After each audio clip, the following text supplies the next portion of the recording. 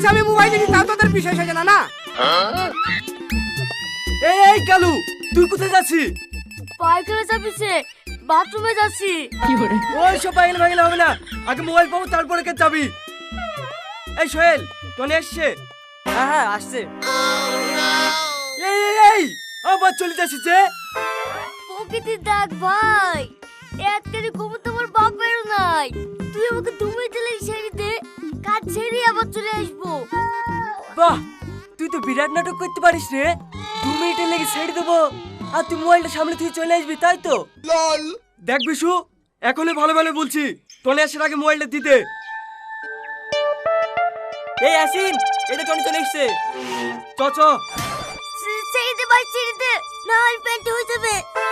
যতই অভিনয় করিস তোর ছাড় নাই। এই টনি, আগে এই ছেলে মুন্ডা পড়ি দেখ তো। আচ্ছা আচ্ছা, আর যাবো না। যাবা কেনে, ধরা পারি কিছু যে?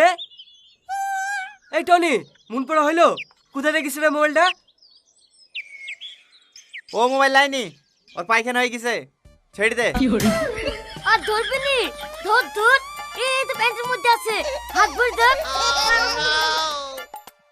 চলো ছেলেরা প্যান্টে পায়খানা করে ছাড়লো। এই আসিন, যারা যারা চায়ের দোকানে ছিল তারা সবাই আছে তো? হ্যাঁ সবাই আছে, কাউকে যেতে দিইনি। তুই মনের কথা শুনি দেখ।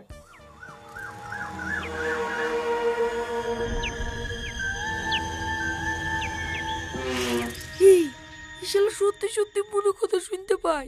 নাম তো পড়, নাহলে ধরে ফেলবে।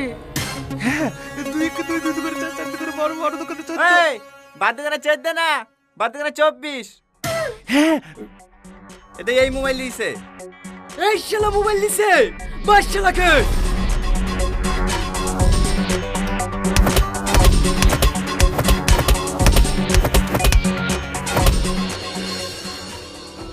ভাই, এবার তাহলে মেয়েকে ডাকি। 1 মিনিট।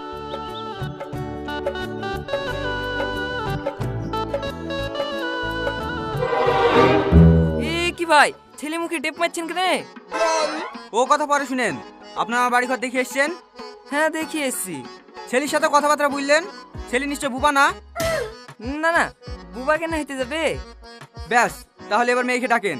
আমাদের পছন্দ হলে একবারে দিন খান ঠিক করে আশীর্বাদ করে বাড়ি যাবো। আচ্ছা ঠিক আছে।